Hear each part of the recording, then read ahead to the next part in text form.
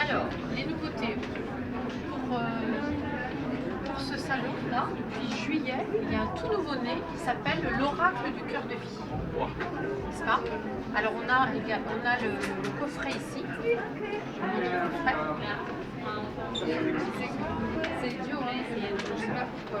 Alors, qu'est-ce que ça vient faire par rapport à l'ancien jeu? Et oui, parce que l'ancien jeu en fait s'appelait Se connaître par les couleurs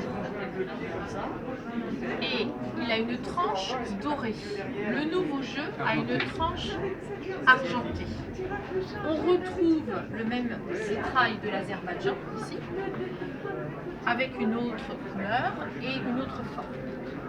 Alors qu'est-ce que c'est que l'oracle du cœur de vie? Je travaillais beaucoup les couleurs pour expliquer que dans la zone de cœur, on commence à s'ouvrir justement aux autres plans de conscience. Et ces autres plans de conscience, ils vont être traités avec des illustrations de mon monde parallèle, invisible, en médiumnité. C'est toutes les illustrations de mon monde parallèle qui sont figurées. Vous avez des visions? Oui, et c'est moi qui ai demandé à un illustrateur de les dessiner pour pouvoir encourager les gens à ce qu'ils aient confiance eux-mêmes dans leur connexion des autres plans de conscience invisibles. Là, on est avec le féminin, par exemple. Là, on est avec des promesses. Là, on est avec la réussite, l'abeille, la réussite. L'Ouroboros d'Égypte, la lumière qui mange l'ombre. Et donc, on est avec des symboliques fortes, alchimiques. Et toutes ces illustrations sont configurées sur le nombre d'or.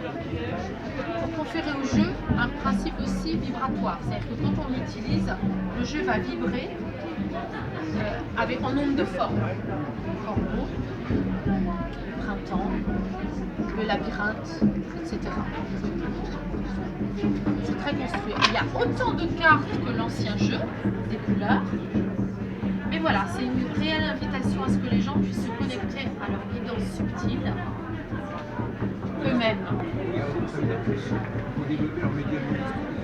Oui, ils vont développer leur médiumnité et ils vont valider des choses qui sont déjà en eux. Alors parfois, ça n'empêche pas d'aller voir aussi des professionnels, bien sûr, évidemment, mais ça autorise aussi à le faire tous les jours soi-même et à le faire valider aussi par des professionnels. Ça peut jouer sur les rêves. Oui, ça peut valider les rêves, mais ça peut aussi, par exemple, on a vu tout à l'heure une personne qui a soulevé 2 cartes, elle est tombée sur un suicide dans une vie antérieure. Voilà.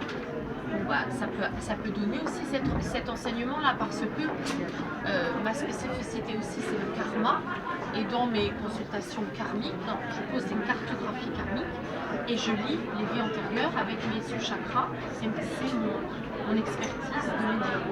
Vous êtes quand même en relation avec notre monde parallèle. Ce monde parallèle. Et c'est par les cartes qu'on communique avec ce monde parallèle. C'est exactement ça. Là, avec les couleurs, ce que je connais déjà et ce que les gens connaissent déjà depuis presque 10 ans, avec les couleurs, c'est la base de soi, puisque ce sont les chakras, et avec la tranche ici dorée, et avec celle-là, c'est en effet le monde parallèle. Là, on est avec l'ADN, transformer son programme ADN. Là, on est avec l'infini. Là, on est avec le principe de bien s'alimenter, Marie, la protection de Marie, l'Égypte, les êtres de lumière, les protections des êtres de lumière, la vision panoramique. Vous avez une grande culture pour ça. Écoutez, vous savez, c'est le processus, à force d'avancer, on écoute son processus, on se laisse faire, on continue d'apprendre sur soi, toujours travailler sur soi aussi, et puis bien sûr d'être nourri intellectuellement, nourri énergétiquement, nourri... Donc on n'est plus dans les couleurs. C'est autre chose, c'est un autre monde. C'est quoi? Il y a un monde des couleurs et ça c'est... C'est le monde des connexions subtiles, les mondes parallèles, des états modifiés de conscience. Et vous continuez à travailler avec celui-là? Oui, je croise les deux. Je continue à travailler toujours avec celui-là.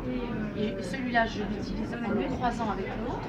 Et je propose d'ailleurs également des dates de formation pour pouvoir s'entraîner et comprendre et s'exercer à faire croiser les deux jeux. Alors, question un peu bateau, comment peut-on s'en servir? À quoi ça sert? Alors, à quoi ça sert? Ça sert dans le livret explicatif qui est à l'intérieur. Je vais vous montrer parce qu'il est très bien réussi, il est très bien fait. C'est pas celui-là, c'est celui-là. Voilà. C'est celui-là en fait. Donc ce livret explicatif, on a une indication comment s'en servir justement, à quoi ça sert. Avec celui-là, ce nouveau jeu, on rentre plus dans son processus d'incarnation.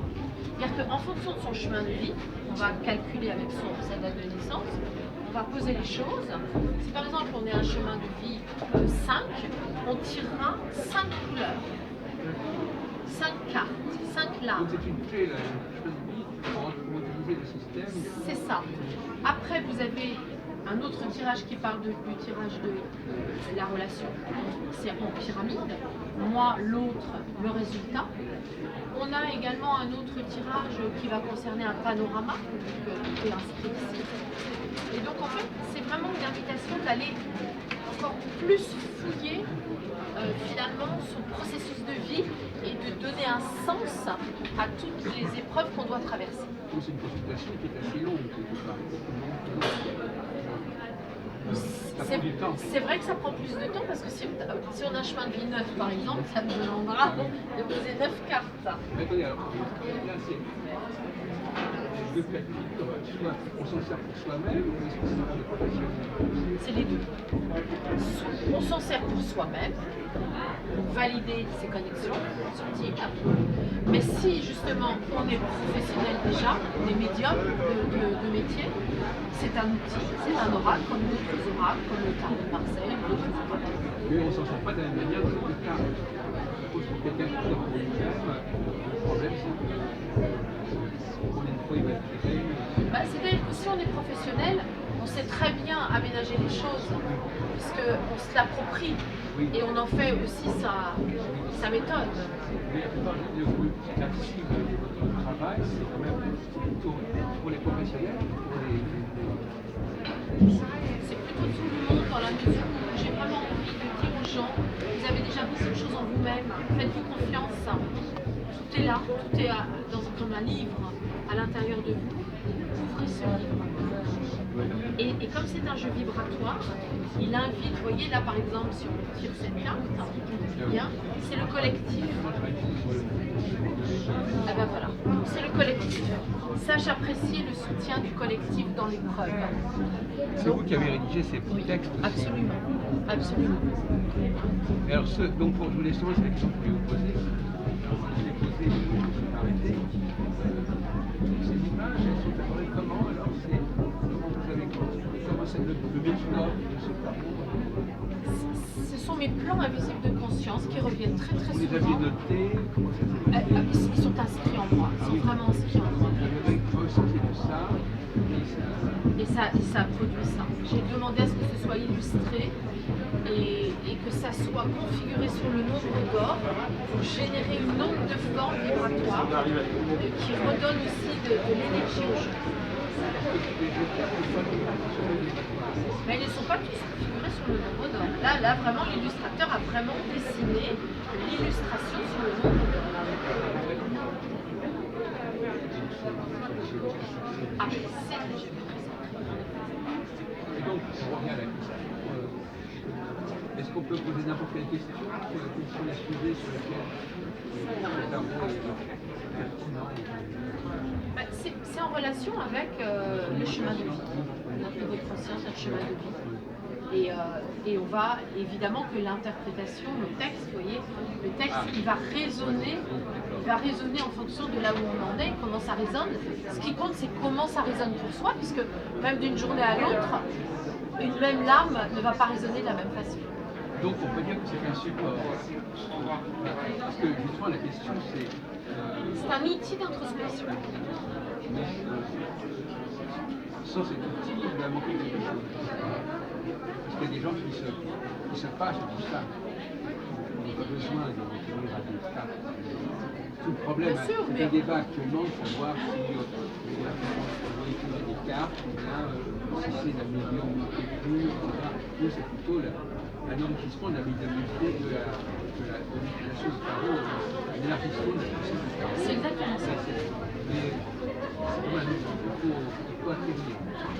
Oui, parce que ça ouvre des champs différents de conscience parallèles qui viennent nourrir d'autres facettes de soi par d'autres biais, tout simplement. C'est quand même énorme. 77, comme là, Oui, presque. absolument. Mais à votre avis, tout tient dans ces 77, c'est quoi? C'est à la fois beaucoup et pas beaucoup. À la fois, Il y a des c'est- principales chimiques dedans, il y en a d'autres. Vous savez, en médiumnité, on n'est pas dans des choses rationnelles. Voilà, c'est Donc c'est pas rationnel et en même temps ça l'est. similaire comme ça. Oui, mais en même temps ça l'est parce qu'il y a une logique quantique. Donc à un moment donné vous dites c'est pas rationnel et puis quand vous terminez, vous dites bah il y en a 77, il n'y en a pas 78. Il y en a finalement autant que le premier jeu. Vous dites, bah, c'est incroyable, mais pourquoi j'en arrive là et pourquoi j'arrive avec ça? Et puis au final après, vous savez souvent après mes créations, c'est souvent après coup que je me rends compte des choses.